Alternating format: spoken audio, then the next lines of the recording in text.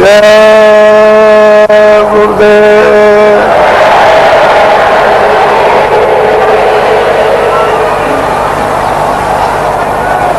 जय गुरुदेव।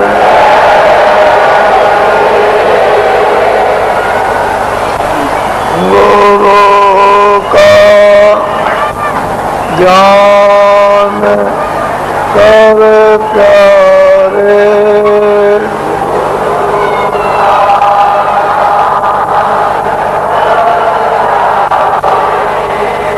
गुरु का ध्यान कर प्यारे,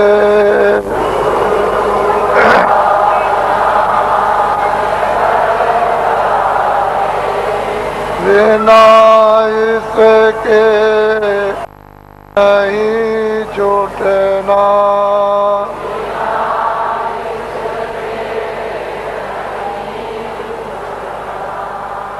नाम के रंग में रंग जा,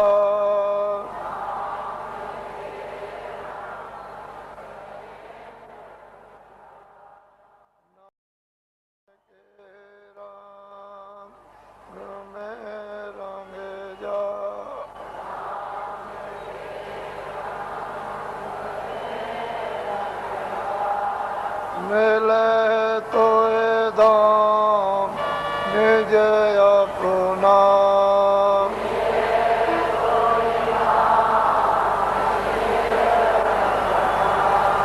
गुरु की शरण धन कर ले,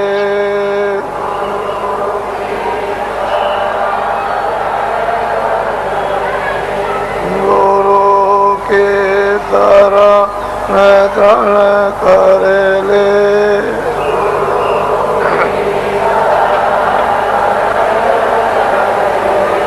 बिना इसका नहीं करना,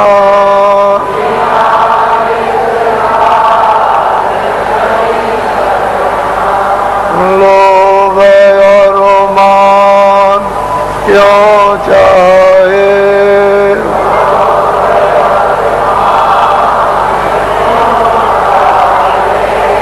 लोभ और मान क्यों चाहे,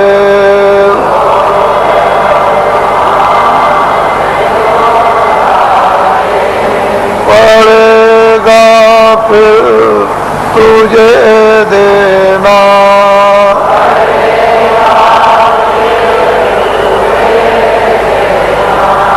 कर्म में जो जो करेगा तू,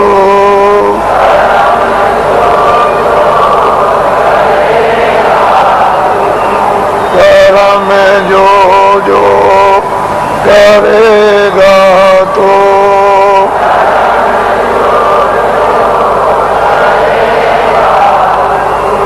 वही फिर वो ना भरना,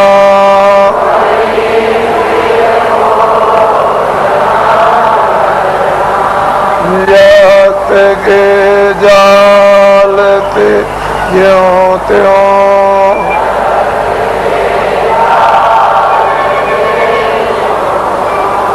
जगत के जाल ते ज्यों त्यों,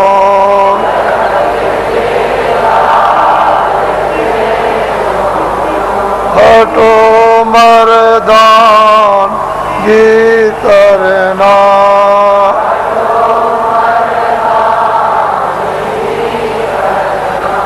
जिन्होंने मार मन डाला,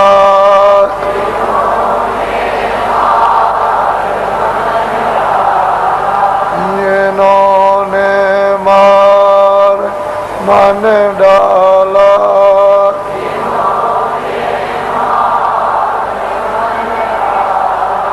उन्हीं को सूरमा कहना,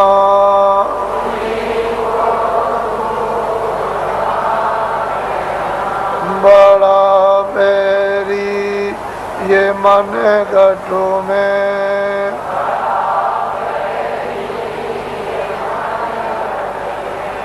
बड़ा बैरी ये मन घटों में,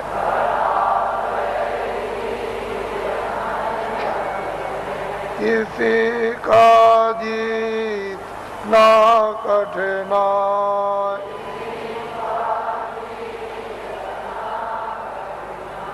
पढ़ो तुम इसी के पीछे,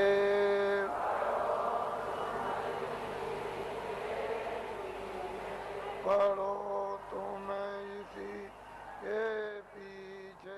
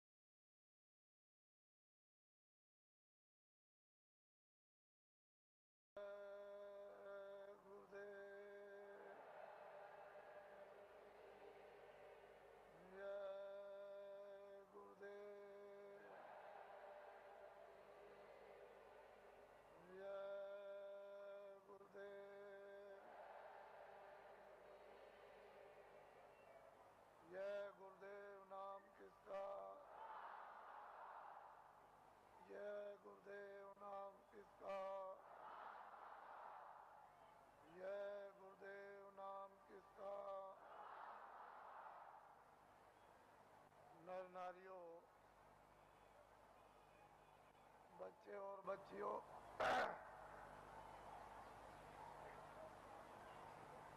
लोग अपने अपने गृहस्थ आश्रम में जब संसार का सब अनुभव बच्चों का, भाइयों का, माता पिता का, पत्नी और पति का जब गृहस्थ आश्रम में अनुभव कर लेते थे तो अंत में मोह ममता को त्यागने के लिए लोग अपनी आखिरी आयु का, उम्र का एक हिस्सा ये सोच करके देते थे कि अब चलते चलाते हमारा कल्याण हो जाए। तो और तीर्थाटन घर से निकलकर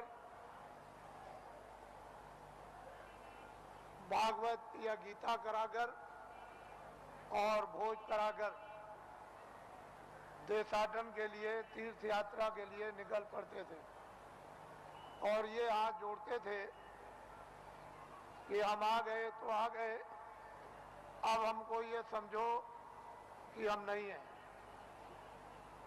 हमारा यदि समय पूरा हो जाए तो हम बीच में ही चले जाएंगे। इस तरह से लोग घर से निकलकर तीर्थों में, देवस्थान में, ऋषियों मुनियों महात्माओं के आश्रम में लोग आखिरी आयु में भ्रमण करते थे। ये आशा तोड़कर जाते थे कि अब हमको घर में वापस नहीं जाना, और रास्ते ही में उनका शरीर शांत हो जाता था। श्यार ने खाया, ऐसे ही पड़ा रह गया, गड्ढे में गिर गया, किसी ने फेंक दिया, ये कुछ नहीं।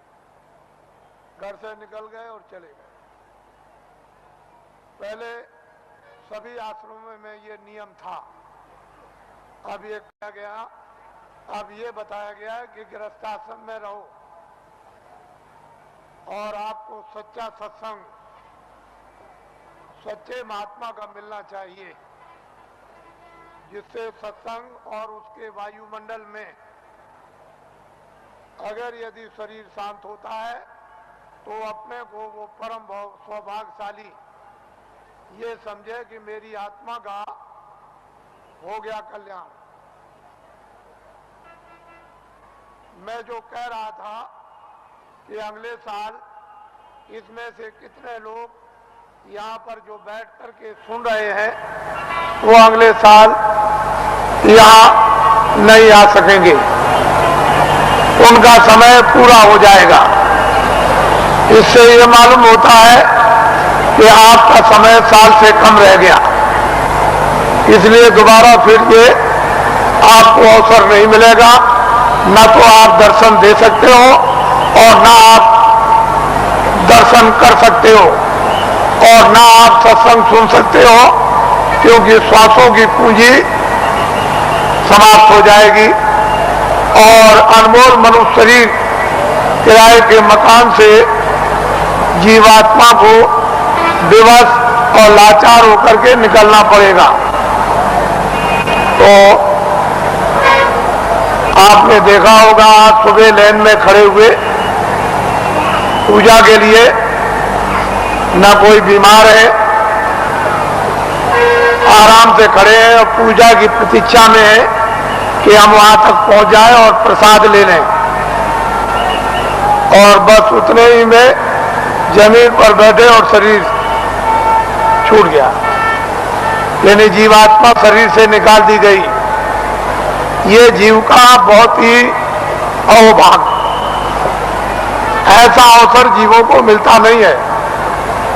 ऐसे वायुमंडल में, ऐसी देखरेख में, ऐसे संकल्प में, ऐसे संदेश में, मालिक की याद में, उसकी पूजा में अगर श्वासों की पूंजी समाप्त हो जाती है और शरीर से जाना पड़े तो उसकी संभाल हो जाती है, वो जीव इधर उधर नहीं जा सकता। महात्माओं को मालूम है ये जीव कहाँ जाएगा और इसका हिसाब किताब कहाँ पर होगा, वो पूरा उनको मालूम है। जिस तरह से खुली आंखों से आप हमको देखते हो बाहर की शरीर की आंखों से, और मैं आपको देखता हूँ, इसी तरह से अंतर्ज्ञान दृष्टि के द्वारा वो सब कुछ दिखाई देता है कि जीव इधर से जैसे ले जाए जाते हैं वो कैसे जा रहे और कहाँ इनका हिसाब होता है, ये महात्माओं को सब मालूम। पिछली किताबों में महात्माओं ने बहुत कुछ आपके लिए निराकरण कर दिया है और उन्होंने आपको बहुत विश्वास दिला दिया, उसके कहने की जरूरत नहीं है। तो दो आदमियों का यहाँ पर शरीर छूट गया और कल दोनों के दोनों ही गए। इससे ये मालूम हुआ वो बड़े बेचारे प्रेमी थे, बड़े भक्त थे और बराबर सत्संग में जगह जगह सम्मिलित होते रहते थे, सत्संग सुनते थे और दर्शन देते और दर्शन करते थे। ऐसी उनकी बड़ी तीव्र लालसा रहती थी। तो ऐसे लोगों का तो वैसे भी काम हो जाता है। जो नामदानी जंगल में रहते हैं, जो यहाँ सत्संग में नहीं आए, अगर उनका भी शरीर छूटता है तो उनके लिए भी इंतजाम बंदोबस्त करके रखा है कि उनकी भी जीवात्मा गड्ढे में नहीं जा सकती। कि कहाँ किस समय पर, इसके माने ये नहीं है कि यहाँ सत्संग में बैठे हैं और आपका दर्शन कर रहे और दर्शन दे रहे और वो जंगल में जीव जो है वहां से चला गया, ऐसा नहीं।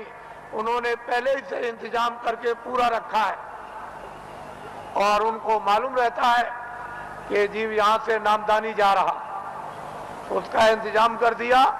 उसके कर्मानुसार, उसकी साधना अनुसार फिर तुरंत शीघ्रम शीघ्र, देर कुछ नहीं लगती, मिनटों का भी काम नहीं, और उसको ये फिर मनुष्य जन्म दिलवा दिया जाता।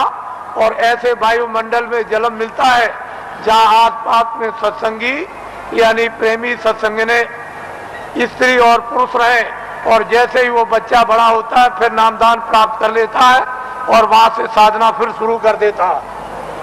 यदि बीच में फिर उसकी साधना अधूरी रह जाए और फिर वो अपना शरीर छोड़ दे तो फिर उसकी संभाल हो जाएगी और ऐसी जगह पर उसको जल में दिलवा दिया जाएगा कि फौरन सत्संग में फिर आकर और नामदान को प्राप्त कर लेगा और जहां से साधना छूटी है फिर शुरू कर देगा। वहां तक के लिए उसको कोई मुश्किल नहीं पड़ेगी, वो आनंद फानंद एकदम तत्क्षण बताते ही उसका काम होगा और आगे उसके लिए थोड़ी मेहनत करनी है। इस तरह से जीवों की नामदान देने के बाद संभाल हर तरह से होती रहती है, बशर्ते यह है कि आप कोई बुरा काम न करें, किसी का आप कत्ल न करें, हिंसा न करें, कोई चोरी न करें, डकैती न करें, अमानवीय काम न करें। जहां से हो जाए तहां तक सूझ समझ से इन सब चीजों से बचे रहे और जो गंदगी आपके पास में जमा है वो जल्दी से उसको उतार दिया जाएगा। लेकिन जब आप गलती कर लोगे और तुम ये नहीं समझोगे कि मालिक देख रहा और जितने नामदान दिया है वो देख रहा, तुम उसको और मालिक को अंधा समझोगे तो वो कर्म जमा हो जाएगा और उसकी आपको सजा मिल जाएगी। फिर आप रोओगे, चिल्लाओगे। हर तरह से यानी जीवों की संभाल होती है। ये बहुत ऊंचा संदेश और ऊंचा विज्ञान है, ये छोटी मोटी चीज नहीं है। उनको सब मालूम है कि जीवात्माएं कैसे उतरती हैं और कैसे चढ़ती हैं और मनुष्य शरीर में कैसे डाली जाती हैं और किस तरह से निकाली जाती हैं। फिर ये किन किन योनियों में इनके जाने का हिसाब होता है और उनके तार यानी उनकी डोरियां किस किस तरह की हैं और कौन कौन सी डोरी किस किस योनि में, 84 में या नरकों में या भिन्न भिन्न अलग अलग नरकों में, 4 खानों में, 84 लक्षयोनियों में, ये महात्माओं को सब जैसे आईने के सामने खड़े हो जाओ ऐसे दिखाई देता है। लेकिन अब ये जरूर है कि जब तुम्हारी आंख खराब हो गई तो आप ऐसा समझते हो कि सब अंधे हैं, किसी के आंख होगी ही नहीं, कोई दुनिया को देखता ही नहीं होगा। लेकिन जिसके आंख है वो तो कहता है सूरज है, चंद्रमा है, ये मकान दिखाई देता है, ये जमीन दिखाई देती है। पर सूर आदमी को क्या होगा, उसको क्या दिखाई देगा? इसलिए जगत अंधा हो गया है और बहरा हो गया, वो महात्माओं को पहचान नहीं पाता, समझ नहीं पाता। उसके पास समझने की बुद्धि नहीं और आंख अंधी हो गई तो कैसे पहचाने? कहीं अगर उसको आंख में आंख हो गई होती, वो दिव्य नेत्र ज्ञान चक्षु खुल गया होता, तब तो उस नूर में, उस प्रकाश में पहचान लेता। तो हिंदुओं और मुसलमानों और सिखों और ईसाइयों, ये जाति दौलत, ये जन्म जात की संपत्ति महात्मा फकीरों के पास सबकी है। जो भी इच्छा करे, हिंदू, मुसलमान, सिख, ईसाई, वो महात्माओं के पास जाकर के इस दौलत को ले आए, इस संपत्ति को ले ले। ये सबकी है, किसी एक की नहीं है। और जो इसमें भाव भक्ति करेगा उसको ये दौलत मिल जाएगी। भक्ति नाम किसका है? आज्ञा का पालन, और कोई भक्ति नहीं। भक्ति नाम कोई तस्वीर देखने का नहीं। तुमने मंदिर में मूर्त देख ली तो इसका नाम भक्ति नहीं, या तुमने गाना गा लिया, कोई प्रार्थना कर ली, इसका नाम भक्ति नहीं। जो महापुरुष आदेश दे उसका तुम पालन प्यार से करो, इसको कहते हैं भक्ति। यह है भक्ति।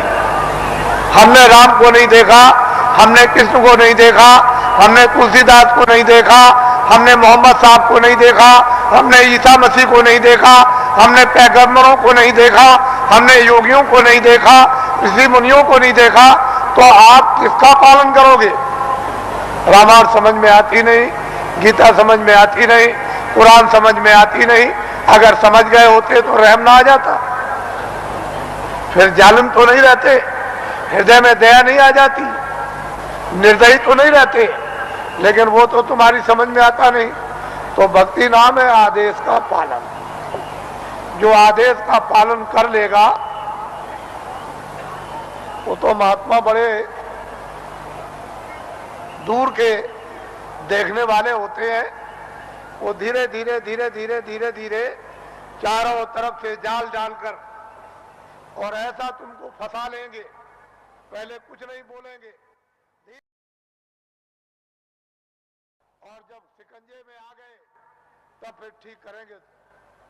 वो बड़े होशियार होते हैं, वो इस तरह से ठीक करते हैं जैसे एक भृंगी एक झींगुर को पकड़ते ही फौरन उसने मूंछ काट डाली बिल्कुल, और टांग काट दी, उसके पर को काट दिया और बिल्कुल उसको संपुट कर दिया कि अब न उड़ सकता है न चल सकता, बिल्कुल करके बराबर कर दिया उसको एकदम, और उसको पकड़ लिया और ले गया और छेद पर अंदर की तरफ सुराग में बैठा दिया और दरवाजे पर बैठ करके भृंगी बस फिर आवाज देता है 24 घंटे।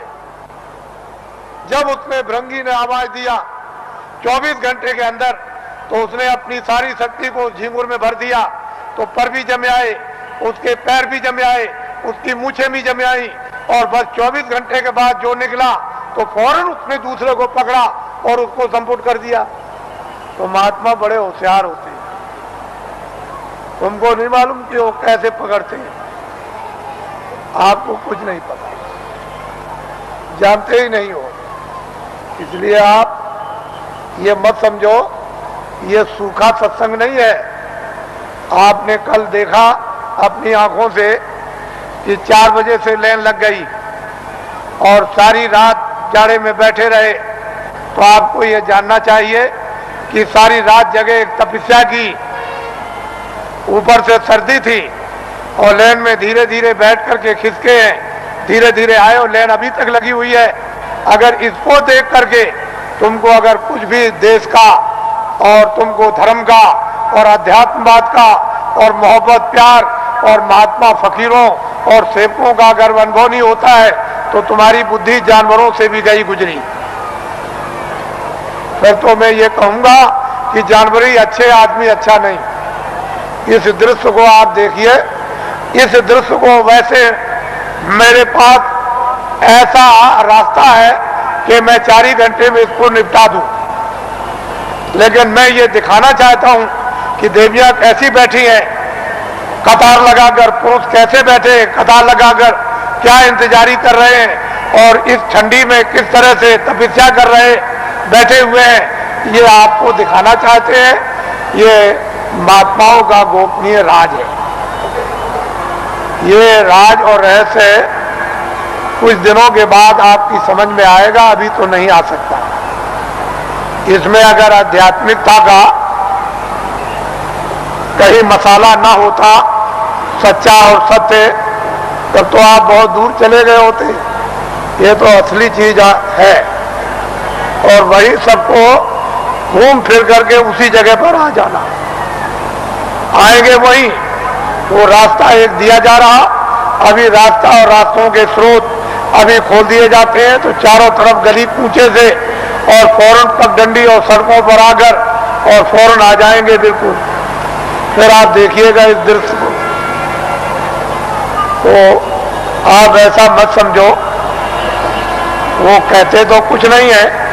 अगर कह दें कि तुम ये हो, तुमने सुबह इसको मारा, शाम को इसको मारा, इसकी चोरी की, इसकी डकैती की, इसका बुरा किया, इसका ये किया, तो 2 मिनट नहीं ठहरोगे,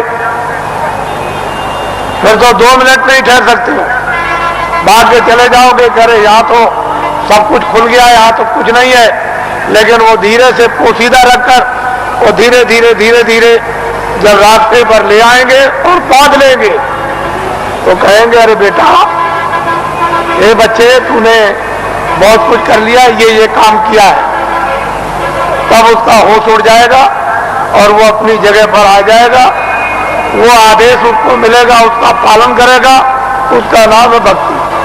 वाल्मीकि बदल गए, गंगा बदल गई, सदन कसाई बदल गए और बड़े बड़े राजे और जिम्मेदार बदल गए और डाकू और बदमाश बदल गए, बड़े लुच्चे और लफंगे बदल गए, महात्माओं के पास पहुंच करके बदल जाते और बड़े बड़े सिद्ध हो गए और बड़े ज्ञानी हो गए और त्रिकालदर्शी हो गए और जो इतिहास बना दिया उसको अभी तक कोई काट नहीं सका।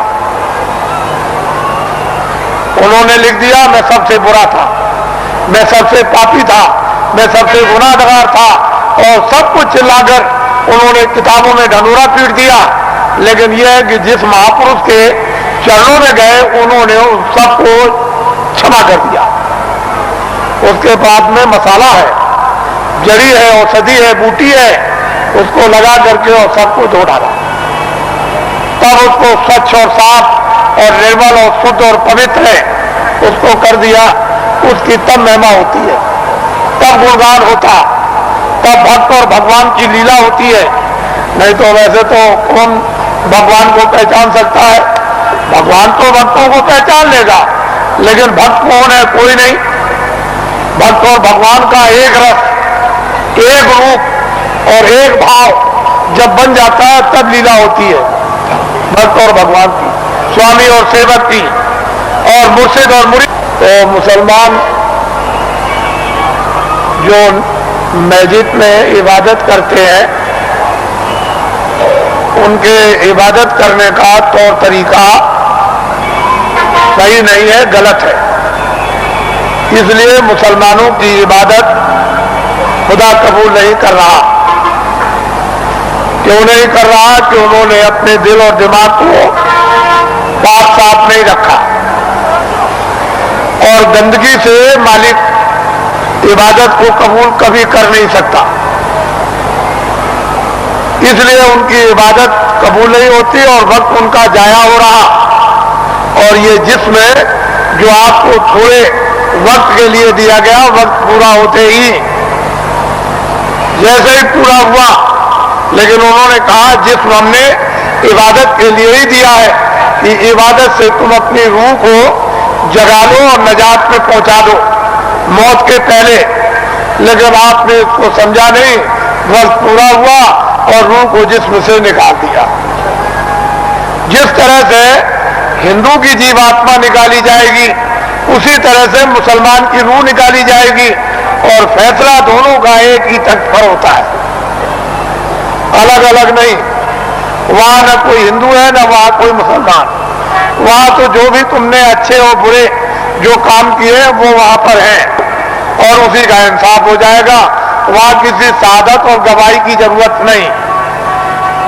ये सब कुछ है, महात्माओं को, महान आत्माओं को ये सब दिखाई देता है। इससे मालूम होता है कि वो कौन है हिसाब करने वाला और किस तरह से हिसाब करता है, और किन लोगों को फिर मनुष्य शरीर नहीं मिलता और कब तक नहीं मिलता है, ये महापुरुषों को सब मालूम। अब आप लोगों से हमारी ये विनय और प्रार्थना है कि अब आप लोग अपना उम्र का जो थोड़ा बहुत बचा हुआ हिस्सा है, कुछ तो आप खेती दुकान दफ्तर में लगा दो, कुछ बच्चों की सेवा में लगा दो, कुछ मान सम्मान में लगा दो, कुछ सोने में। थोड़ा सा समय बचाओ इसी मनुष्य मंदिर में, जिस्मानी मस्जिद में, तो सच्चे खुदा की रूह से इबादत हो जाए और सच्चे भगवान का जीवात्मा से भजन हो जाए। तो ये जीवात्मा उस नूर को, यानी वो रूह नूर को वो पाले, यानी जीवात्मा उस प्रकाश को प्राप्त कर ले जो इसकी जान है, जिसके बगैर ये बेखबर और अकेली इस बियाबान अंधकार जंगल में ये मारी मारी फिरती है, उसका कोई सहारा देखभाल करने वाला नहीं। इतना काम तुम करोगे बचा हुआ थोड़ा समय, बाकी जो आदेश आपको मिलता जाए 23 घंटे के अंदर, 1 घंटा तो आप रिजर्व कर लो।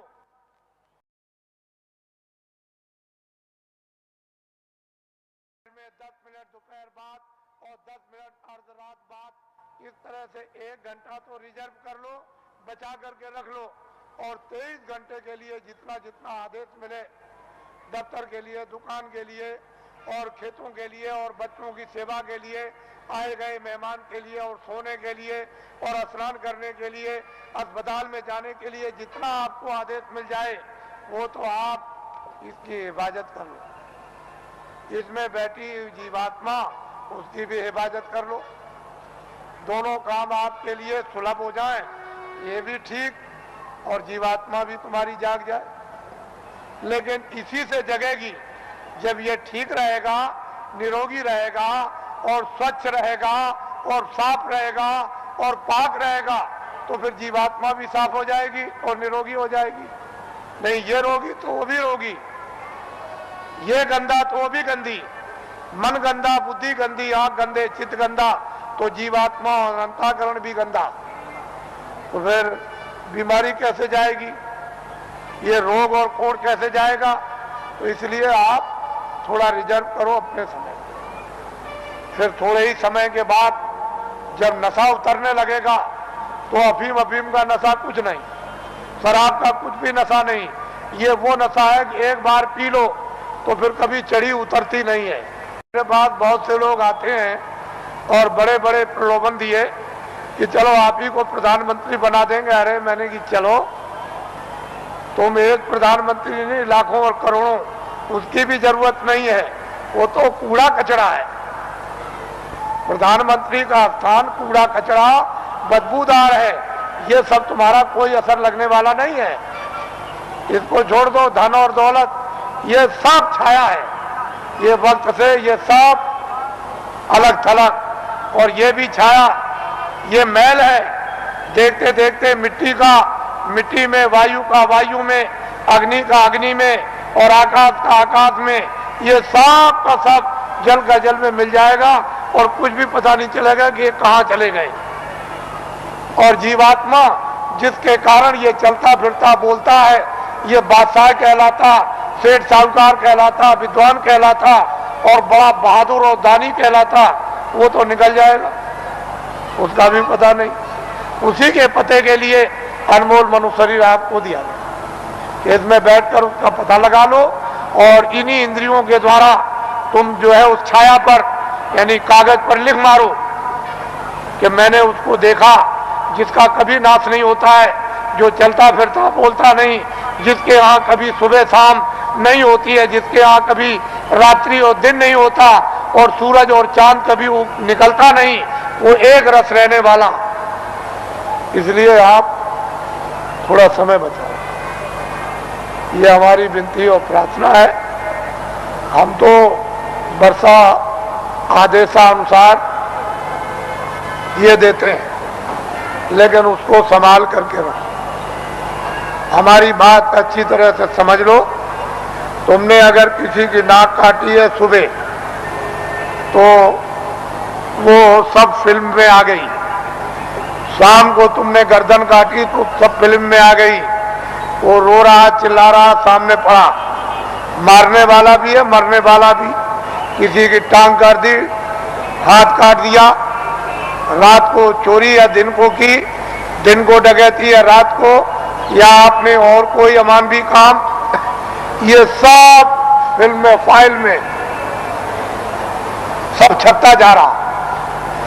और जब तक वो कुछ नहीं बोलेगा, जब तक आपका समय पूरा नहीं होता, और जैसे ही समय पूरा हुआ पूरी फाइल खुल जाएगी। तो आप वहां ये तो नहीं कह सकते हो कि मैंने नहीं मारा, मैंने नाक नहीं काटी हूं, तो सामने होगा, और तुम भी सामने होगे, और चाकू चलाते होगे, तुम वहां बंदूक चलाते होगे, लाठी चलाते होगे, तुम चोरी करते होगे, तुम डकैती डालते होगे, सब वहां पूरा का पूरा वो वहां तस्वीर है। तो आप क्या इनकार कर सकोगे? ये बदले देने पड़ेंगे। जब आपको ये अदले और बदले, तुमको दान के, पुण्य के, किसी की सेवा करने के, सम्मान करने के, तुम आदर करोगे, तुम पानी पिलाओगे, खाना खिलाओगे, दवा दे दोगे, और किसी मरीज बीमार की सेवा करोगे, ये सब वहां छप जाएगा। तो ये अदला और बदला, फिर वो तुमको मारेगा, फिर तुमको खिलाएगा, तुम्हारी इज्जत करेगा, तुम्हारी बेइज्जती करेगा, तुम्हारा मतलब यह है कि चोरी करेगा और तुम्हारी रक्षा करेगा। जो जिसके साथ जो काम करेगा उसको बदला देगा। इस अदले बदले से कोई चूक नहीं सकता। जब कृष्ण भगवान 56 करोड़ यदुवंशियों को समाप्त कर दिया, पलक के मारते में खून की नदी बह गई, तो जब जाने लगे प्रभात पाटल नदी के किनारे, तो अब हम अंतर ध्यान हो जाएंगे, चले जाएंगे अपने गोलोक को। उसी समय एक बहेलिये ने उधर देखा तो उनके पैर में पद्म था। उसने सोचा कि हिरण पानी पी रहा, को फौरन निशाना लगा करके उसमें मार दिया और उस बहेलिये को मालूम हो गया कि लग गया। वो फौरन दौड़ करके आया तो देखा कि वहां कृष्ण भगवान बैठ करा रहे हैं, बड़ी पीड़ा हो रही।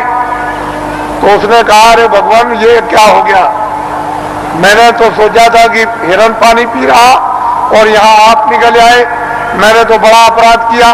कह लगे भाई तुमने कुछ नहीं किया, मैंने रामा अवतार में पेड़ की ओट में होकर के हमने बाली को मारा था और बाली बहेलिया बना, तो फिर वो द्वापर में कृष्णा अवतार में उसने अपना बदला ले लिया। जब ऐसी ऐसी शक्तियों से ये बदले नहीं चुक सकते हैं, उनको भी बदला देना पड़ेगा। तो तुम्हारे पास तो कोई शक्ति और ज्ञान नहीं, तुम कोई योगी तो हो नहीं, तुम तो मतलब है कि आज सिद्धि प्राप्त करने वाले तो हो नहीं, तो तुमको तो ये बदले देने ही पड़ेंगे। जब ऐसी ऐसी शक्तियों को देना पड़ा और किताबों में लिख दिया कि ये हमसे भी बदला नहीं चुक सकता, हमको भी देना होगा, लेकिन संत इस बदले को चुका देते हैं। उनके पास बदले के चुकाने का मसाला है, योगियों के पास नहीं है, सिद्धों के पास नहीं, ज्ञानियों के पास नहीं, तत्वदर्शियों के पास नहीं, संतों के पास में इसका मसाला है, इसको चुकाने का, और किसी के पास नहीं। तो आपको तो ये भेद मालूम है नहीं, फिर आपने तो कृष्ण को देखा नहीं कि आप जल्दी से कहोगे कि नहीं हम भी हैं। फिर जब आपने देखा नहीं तो पूजा किसकी कर रहे हो? अरे किताब में लिखा है कि तुम जाओ, अगर मुझको पाना चाहते हो, मेरा दर्शन करना चाहते हो, मेरे लोक में आना चाहते हो, तो जो मुझको पा चुके हैं तत्वदर्शी, जिन्होंने अपनी जीवात्मा को जगाकर और ज्ञान चक्षु द्वारा जिन्होंने मेरा साक्षात्कार किया है, तुम उनके पास चले जाओ, वो मेरा भेद बताएंगे और उनकी कृपा और मदद और सहायता से तब मेरे लोक में तुम आओगे। तो ये तो कोई मानने वाला है नहीं, तो बताओ फिर पूजा किसकी हो गई? तुमने खुद को अपने को धोखा दिया, खुद को भ्रम में रखा, खुद को अंधकार में रखा और खुद भटक गए। कौन बताएगा आपको? आपकी आत्मा की कौन रक्षा करेगा, कौन संभाल करेगा? माँ बाप कर नहीं सकते, धन दौलत कर नहीं सकता, राजा कर नहीं सकता है और लोग कर नहीं सकते हैं, तो इस आत्मा की रक्षा कौन करेगा? जो किताबों में लिखा हो आपकी समझ में आता नहीं। आप तो किसी महात्मा महान आत्मा को खोजते नहीं हो, और आपके पास भी चला जाए तो आप उसको पहचानते नहीं। इसलिए ये दिन ऐसे बुरे आए कि महान आत्माओं की बड़ी अवहेलना हुई, बड़ा तिरस्कार हुआ, बड़ी गाली, उनका अपमान हुआ, बड़े शब्द भद्दे शब्दों से प्रयोग किया गया। लेकिन हमारा देश तो ऋषि मुनियों का, साधु संतों योगियों का देश है। फिर पीछे आपको अपनी जबान गंदी करोगे, मैली करोगे, पीछे पश्चाताप करना होगा। इसलिए सोच समझ के शब्द निकालो। तुम सब कुछ करते हो दुनिया में, लेकिन संतों महात्माओं के प्रति संभाल कर शब्द निकालो, ऐसे नहीं। तो इसलिए वो मनुष्य है जो अपनी जबान को संभाल करके रखते हैं और धीरज रखकर विवेक से काम लेते हैं, बुद्धि का उपयोग करते हैं। लेकिन बुद्धि ही नष्ट हो गई हो और बुद्धि पर पागलपन का असर आ गया हो, जहर फैल गया हो, तो बुद्धि बेचारी क्या करेगी? वो क्या समझेगी? भूत का, भविष्य का, वर्तमान का, योगियों का, महात्माओं का, आत्माओं का, ज्ञान का, विज्ञान का, उसकी समझ में क्या आएगा? तो इसलिए समुद्र भरा आपके मनुष्य मंदिर में, और महात्मा ये सब कर्मों को चुका देते हैं। कहीं सेवा कराकर, पानी पिलाकर, कहीं दवा दिलवाकर, कहीं रोटी खिलवाकर, कहीं झाड़ू लगवाकर, कहीं रात बता करके रास्ते में खड़ा करके, कहीं बैठा कर सर्दी में, कभी गर्मी में, ये धीरे से यानी कर्मों को चुका देते हैं। उनके पास में रास्ते हैं चुकाने के, और अदला बदला जब चुका दिया तो वह छुट्टी पा गए। जब तक तुम अदले बदले नहीं दे सकते हो, तब तक कोई भी जीव काल के देश से, ये नरकों से 84 से कभी छुटकारा पा ही नहीं सकता। तो महात्माओं के आप भाग भाग के रास्ते चुकाने के वो जरा से काम से चुका देते। उसको भी बुला लिया उसको भी बुला लिया, मद्रास से भी बुला लिया, हिमाचल से भी बुला लिया, जंगल से भी बुला लिया, शहर से भी बुला लिया, हिंदू को भी बुला लिया, मुसलमान को और सिख को भी बुला लिया, और गरीब को भी बुला लिया, और अमीर को भी बुला लिया, और बुला करके बस एक दूसरे की सेवा करा देते हैं, सेवा दिलवा देते हैं और कर्मों को चुका देते हैं कि भाई अब कर्म चुकिया। तुमने नहीं सुना कि सेठ साहूकार जब कर्जा बांटते हैं और कर्जदार जब देने के लायक नहीं होता तो अंत में सेठ साहूकार कहते हैं अच्छा जो तू दे सकता है मूल दे दे। तो कह लगे सेठ जी हम इतना दे सकते हैं, हमारे पास सामर्थ्य नहीं। तो अच्छा जा दे दे, जा मैं अपने कागज से तुझको माफ करता हूं और ब्याज भी छोड़ देता हूं। तो छोड़ देता है। तो ये ब्याज और कर्म कर्जा ये पहाड़ों की तरह से लदा हुआ है, ये बिना संतों के कोई माफ नहीं करेगा। इसको हमेशा इस बात के लिए जब थोड़े दिनों के बाद जब ये विद्या प्राप्त होगी लोगों को तो स्वयं लोगों को अनुभव होने लगता है कि कर्म कर्जा बिना संतों के व ब्याज के ये चुक नहीं सकता। आप इसको जानते हैं, मालूम है आपको, लेकिन बहुत सुलभ है, बहुत सरल है, बहुत सहज है। तो इसलिए ये स्थान है जो आपको कल और परसों बताए गए।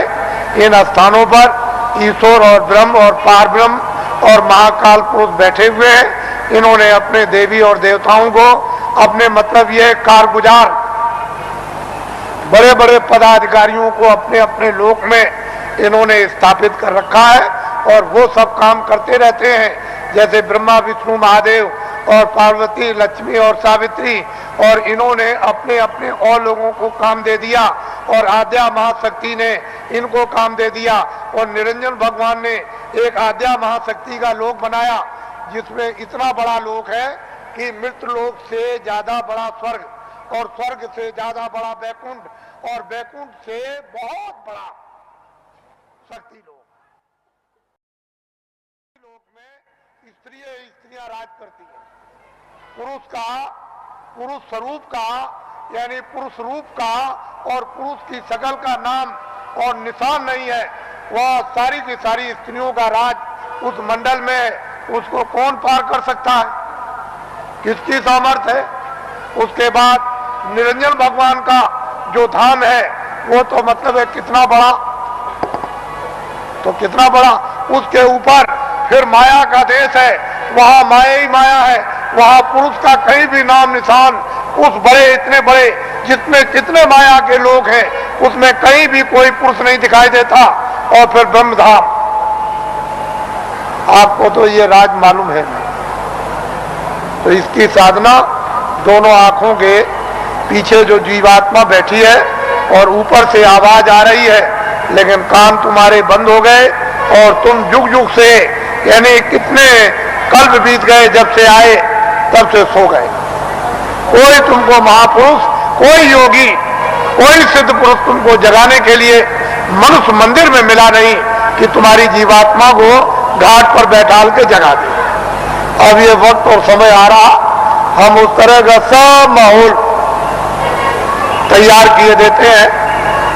जब सब चीज तैयार हो जाएगी, खरपतवार जब तैयार हो जाएगा और वो गीला ना हो, सूख जाएगा, तो बस ऐसे माचिस लगाई तो 11 रुपये जब माचिस लगेगी तो भक पेट्रोल की तरह से भक आग लग जाएगी। तो जल भून करके तुम्हारे सब पाप भस्म। इसको कहते हैं 11 रुपये अग्नि। ये जब प्रज्वलित होगी तब देखिए आप क्या होता है। तो हम तो ये वो दिन आपको बताना चाहते हैं कि स्त्रियां भी और पुरुष भी यहीं से बैठकर दिन में काम करेंगे और रोज स्वर्ग में जाएंगे, वैकुंठ में जाएंगे, उधर देवी देवताओं का दर्शन करेंगे और वहां ब्रह्मा विष्णु महादेव उनका भी दर्शन करेंगे और उसके ऊपर भी जाएंगे और रोज लौट करके चले आएंगे और खेती भी करेंगे, दुकान और दफ्तर का भी काम करेंगे और शाम को बच्चों की सेवा और बैठ जाएंगे और फिर निकल जाएंगे। बड़े ध्यान से आप सुनिए, ये आसक्त रहित ये परिवार होगा जैसे राजा जनक थे। उनको राज का आदेश का पालन करना था, उसको कोई मोह ममता नहीं थी, निर्लेप थे। जिसको कहते हैं विधेय, कोई आसक्ति ना हो उनको, उसको विधेय, उनकी जीवात्मा जाग गई। हम उस चीज की आपको तैयारी करके धीरे धीरे उसी तरफ जा रहे हैं। ये तैयारी हो जाए और इतनी प्यास लगेगी कि तुमसे उस समय यह कहा जाएगा कि तुम लोग प्रधानमंत्री बन जाओ, तुम मुख्यमंत्री बन जाओ, ले तुम राजा बन जाओ और तुम ये बन जाओ, तो तुम फौरन फेंकोगे कि हमको नहीं बनना, की जरूरत हमको नहीं, हमसे ये काम नहीं हो सकता। अरे भाई वो चीज तो कुछ और है, तो यहां मरे जा रहे हो वैसे ही बेमतलब। अरे महात्माओं के पास आकर के कुछ काम करो तो कुछ काम भी हो जाए, महात्माओं के आदेश का पालन करो, दुनिया सब समझ में आ जाए, गृहस्थ आश्रम भी, समाज भी और देश भी समझ में आ जाए और तुम सब लोग निर्लेप रहो और शरीर का, परिवार का, सब तरह का क्षणिक सुख भी ले लो और आत्मा को जगा करके सच्चा आनंद प्राप्त कर लो। असली काम क्यों नहीं, नकली में फंसे फंसे फंसे फंसे। और ये जो नशे चढ़ा रखे आपने, एक नशा, कितने नशे तुमने चढ़ा रखे, और नशों को जो आपने चढ़ा रखा तो किस तरह से तुम बदहोश हो, होश ही नहीं, कुछ होश नहीं है। तो इसलिए आप थोड़ा सा समझ से काम लो, बुद्धि से, और जाग करके संदेश सुनो, सो करके मत सुनो। वही मनुष्य है जो जाग करके सुनता और फिर वो अमल करता है। जैसे वस्त्र पहन लिया तो ठंडी दूर हो जाएगी, गर्मी दूर हो जाएगी, बरसात की हवा नहीं लगेगी, लेकिन जब तुम उस वस्त्र का अमल ही नहीं करोगे, वस्त्र पहनोगे नहीं, शील, क्षमा, संतोष, विनय, विवेक, ये एक वस्त्र है जो पहन लिया जाता है, तो काम, क्रोध, लोभ, मोह, अहंकार पता नहीं किधर चले गए। अभी आपने इसका वस्त्र पहना तो आपको क्या मालूम होगा कि वस्त्र, कपड़ा कैसा होता है। तो आप लोग आज, क्योंकि बहुत से लोग सुबह भी आ गए, रात को भी, नामदान तो कल हुआ था, ये नामदान सर्वोपरि दान है। इसको ऐसा मत समझिए, वक्त और समय आएगा तो लोग बहुत भटकेंगे इसके लिए। जो आज इसकी अवहेलना, तिरस्कार करेगा, उसको 200-200 मील, 400-400 मील, 500-500 मील दौड़ करके जाना पड़ेगा। ये अभी से मेरी बातों को याद रखिए। ये नामदान सर्वोपरि दान है और ये आत्मा के धन का दान है, आत्मा के ज्ञान का, आत्मा की सिद्धि का और आत्मा की शक्ति का और आत्मा के अमृत का ये सच्चा दान है। ये बाहर का वो छाया का दान नहीं है। इसलिए वो मंत्र नहीं है जो गुरु मंत्र, ये गुरु दीक्षा नहीं है, ये आत्म मंत्र है। इसलिए इसको नामदान कहते हैं। आप लोग इसको सम्मान से ले लो और ये सबके काम आएगा। हिंदू, मुसलमान, सिख, ईसाइयों के, छोटे बड़े, बच्चे और बच्चियों के, ये अमूलक वस्तु है। ये हीरे जवाहरात से नहीं मिलेगी, चाहे जितना भी दुनिया में बांटो। जब उस प्रभु की कृपा हो जाएगी उन महात्माओं पर, तभी वर्षा होगी। इसके पहले कुछ छेड़ने वाला नहीं, पत्ता नहीं हिलेगा। लेकिन जो दया उनकी हो गई कि इन आत्माओं को अवसर दे दो, इनको मौका दे दो, इन पर वर्षा कर दो और ये बीज डाल दो। जब वो ऋतु और समय आएगा तो जम जाएगा। महात्मा फकीरों की मेहनत व्यर्थ नहीं जाती। तो मैं आदेश का पालन कर रहा हूं और ये सर्वोपरि आत्मदान आपको दे रहा हूं, उसको आप सम्मान से ले लो। और 2 मिनट, 4 मिनट, 5 मिनट, 1 मिनट, आधे मिनट मनुष्य दरवाजे पर, मनुष्य आत्म दरवाजे पर बैठकर आप जिस तरह से बताया जाए उस तरह से आप भजन करो। यहीं पर अगर दरवाजे पर बैठ करके आपने भजन कर लिया तो रिद्धियों सिद्धियों का सबका भंडार उदय हो जाएगा। यहीं से सब चीजें मिलने लगेंगी।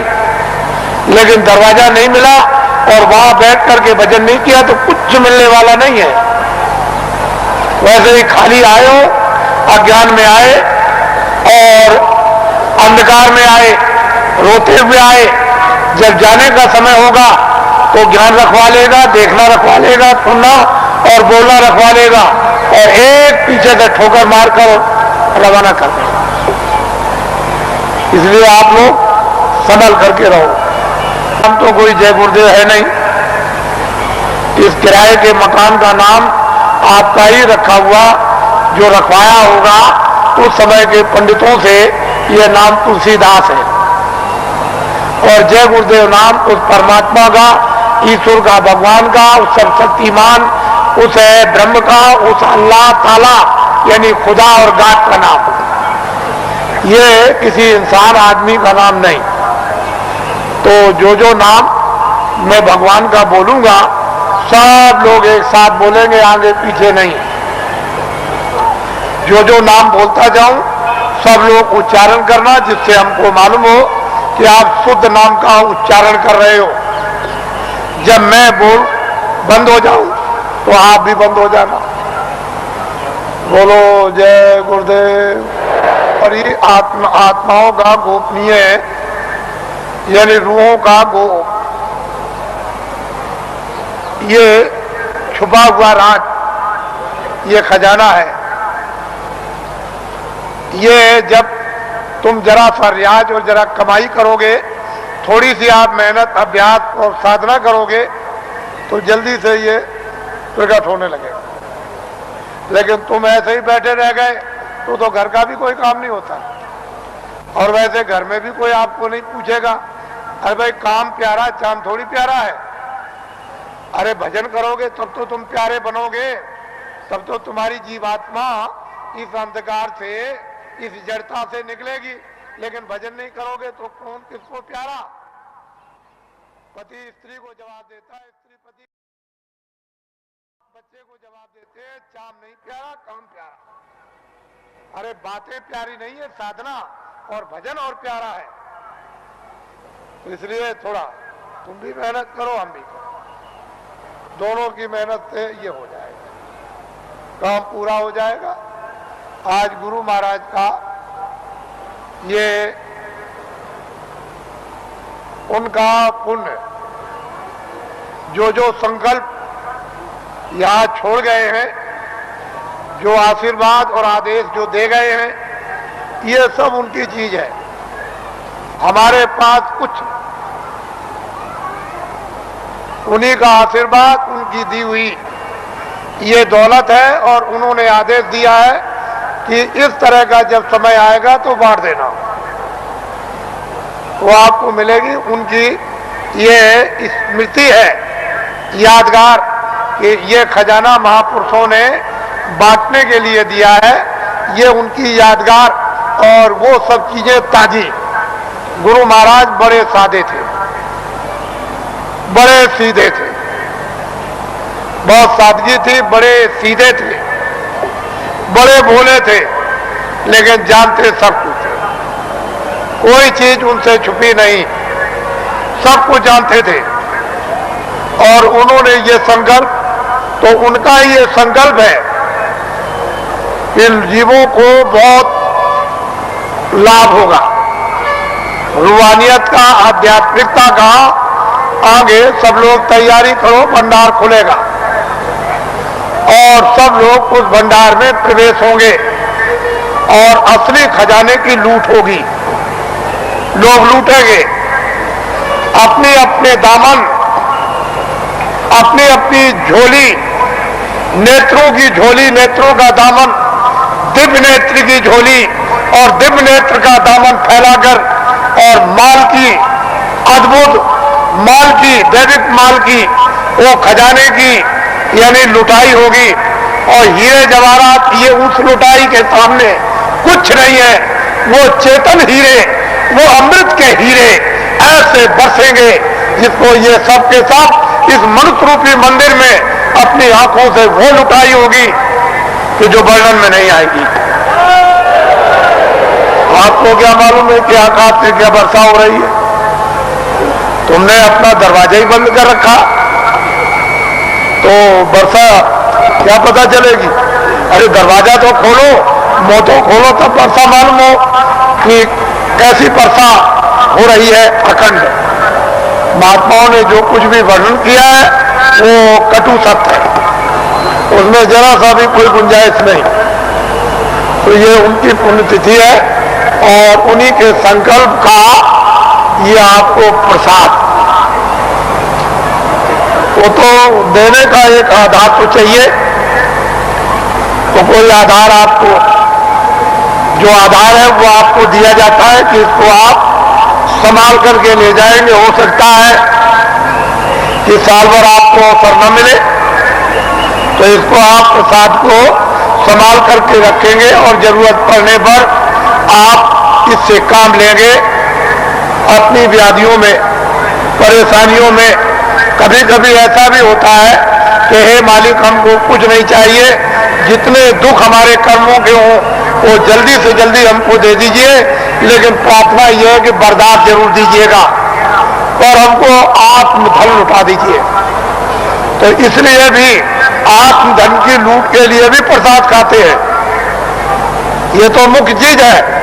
लेकिन कभी कभी तरह तरह के कष्ट, तरह तरह की परेशानियां, तरह तरह की हैरानियां परिवार में, बीमारियां परिवार में, बच्चों में और बच्चियों में, पत्नी में और पति में, भाइयों में, माँ में, पिता में, अड़ोसी में, पड़ोसी में, जात में, बिरदारी में, समाज में, दफ्तरों में और राज में और इसमें और उसमें, ये तरह तरह की जो बीमारियां, जो रोग लग गए हैं, उनके लिए भी लाभदायक।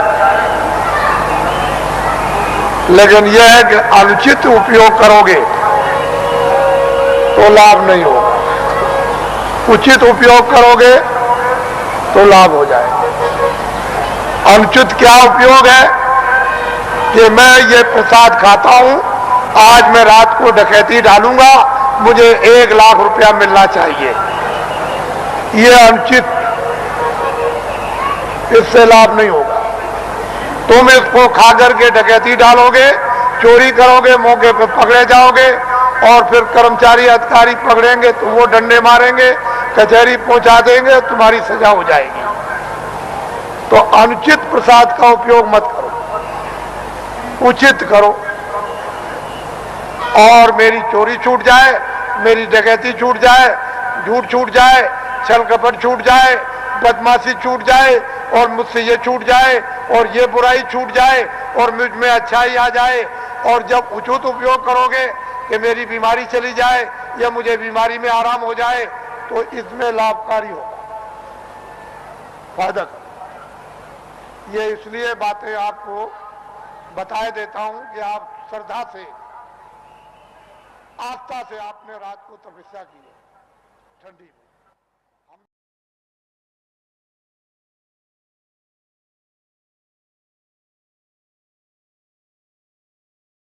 मैं कैसे निकल के, किसी ने नहीं पहचान पाया, कोई भी सड़क पर पहचानने वाला नहीं मिला। तो आपको तो ये जानना चाहिए कि मतलब ये है कि मैं देखता हूँ, ऐसा थोड़ी है कि मतलब मैं अंदर घुस गया तो मैं देखूं और समझूं नहीं उसको।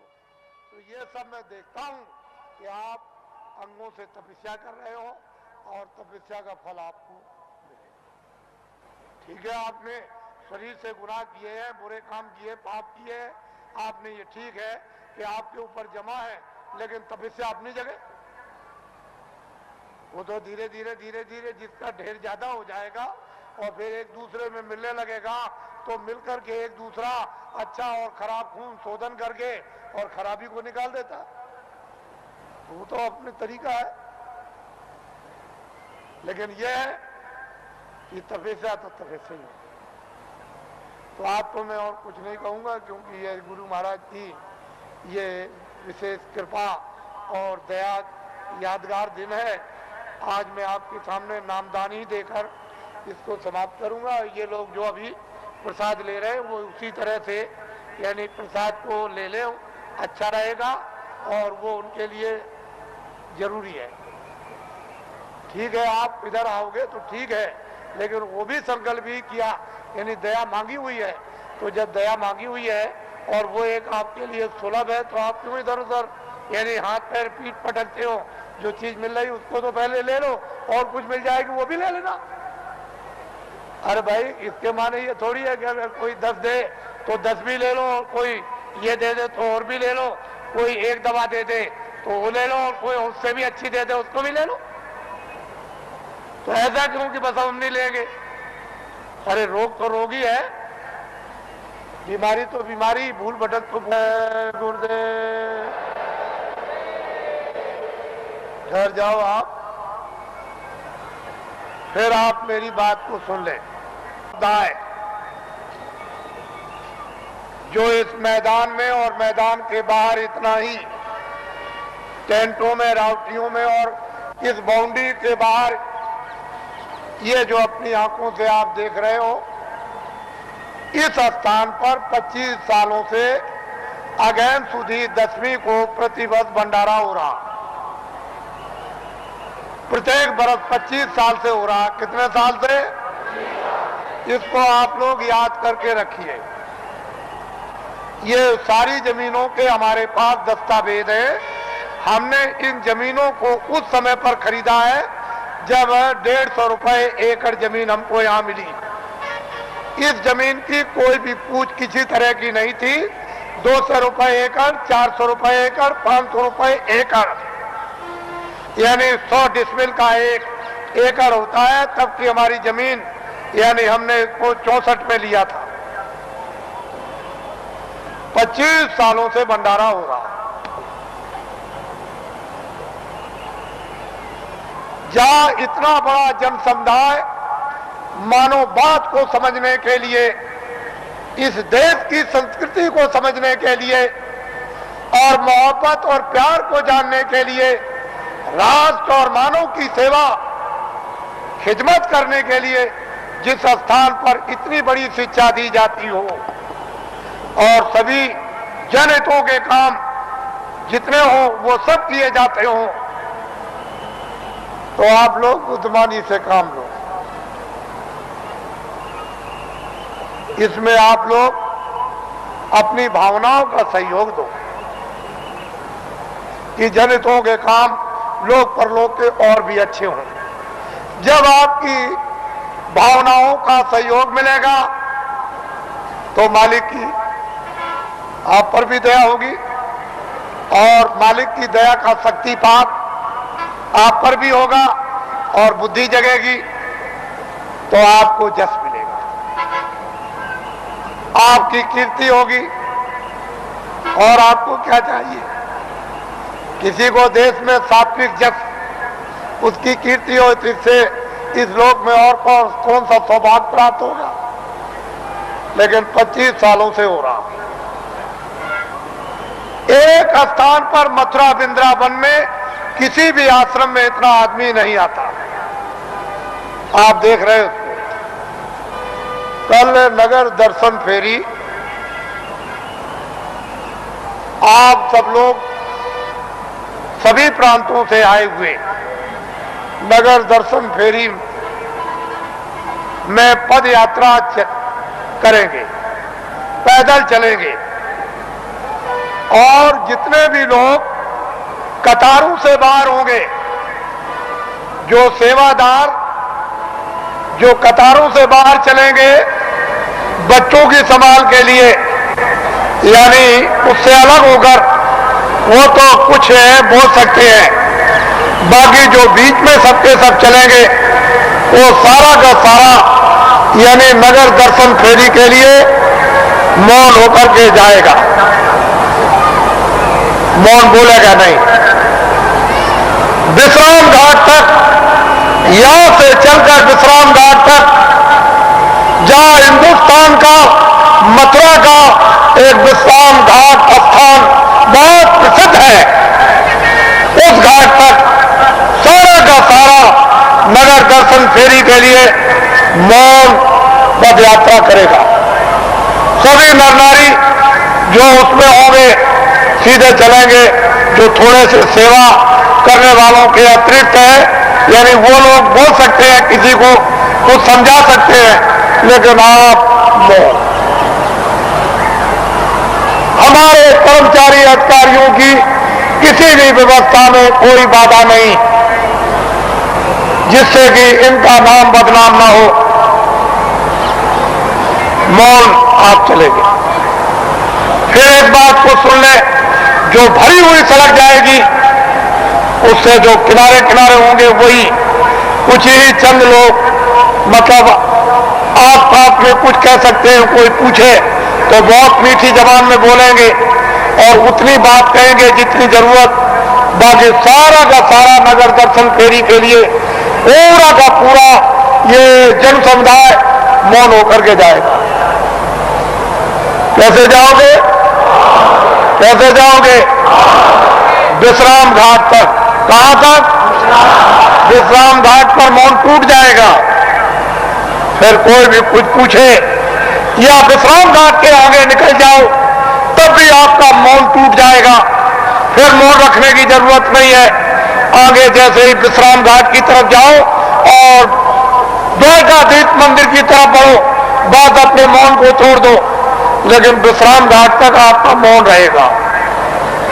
वहां जाकर के आपका मौन टूट जाएगा और कोई भी नगर में दर्शन करो, पूछे, कुछ कहो, कुछ पूछो, ये फिर सब कर सकते हैं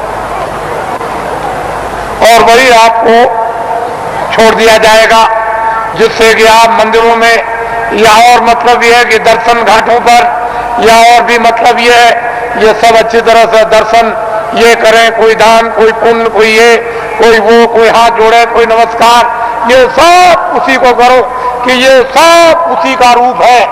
ये जितना भी ये सब छाया है और इसमें होकर के उसकी तरफ देखो, मालिक की तरफ।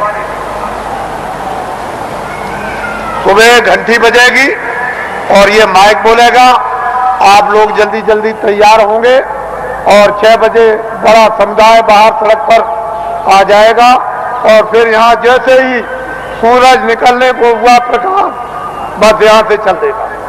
आगे आगे चलेंगे और उसके पीछे सब लोग जाएंगे और हम अपने जो भी हमारे विद्वान हैं, पंडित, पुजारी, ब्राह्मण, वो सब आ जाएं और यहाँ से हमारे साथ चलें। जैसे कि आप ही की मंत्रणा से ये सब नगर दर्शन फेरी में जाएंगे और मैं ये बताऊंगा कि ये हमारे जो विद्वान, जो धर्म के बड़ी आवाज लगाते हैं, पंडा महाराज जी, ये हमको लिए जा रहे हैं। हम सब लोगों को ये हम बताएंगे वहां, आपको घबराने की क्या बात है। अरे हमको तो, हमको इनको सबको कोई ले जाए, लेकिन सही रास्ते की तरफ तो ले चलो, गलत रास्ते की तरफ तो। बोलो जय गुरुदेव। ठहर जाइए, आइए आप। ये हमारे ये चतुर्वेदी समाज के अध्यक्ष हैं। जब हमारी यात्रा आई थी, जब मामला त्रिवेणी संगम पर जब समापन हुआ था और जब मथुरा में आए तो ये मोहनी गांव जो 1 किलोमीटर दूर है, वहां बड़ा कार्यक्रम हुआ और फिर इनके उनके धर्म एक बहुत बड़ा कार्यक्रम हुआ और इनकी प्रेरणा से तमाम लोग कुछ समय पर गए और सब लोग वहां सामने आकर गंगा के उत्साह में दर्शन दिए। ये धर्म के अवतार हैं और चतुर्वेदी के हमारे अध्यक्ष और हमारे भी अध्यक्ष, हमारे भी अध्यक्ष। बोलो जय गुरुदेव। ये मधुबन है, मधुबन, ये मधुबन है। 84 कोस की यात्रा यहीं से होती है और यहाँ पे जो यात्रा नहीं करेगा उसकी यात्रा कभी पूरी 84 कोस की मानी नहीं जाती है। ये मधुबन है जहाँ आप बार हो। ये छोटी चीज नहीं, कल सुबह प्रातः काल आ जाएंगे और आगे आगे आप करेंगे, लेकिन ग्रुपों में आप अलग अलग रहे ताकि आगे भी आप रहे और बीच में हमारे साथ और पीछे भी रहे, जिससे कि मतलब ये मालूम हो कि हम सब आगे पीछे आपके साथ चल रहे हैं। बोलो जय गुरुदेव। और बात तो हरिदेव वो तो गंगा मैया है, अरे ब्रह्म गंगा है, वो गंगोत्री थे, अरे उधर चढ़ रही है ऊपर की तरफ से लेकिन पूर्वों से हुई जब वो धारा आई और महात्माओं ने तपस्या की है तो ब्रह्म लोक से उतारी और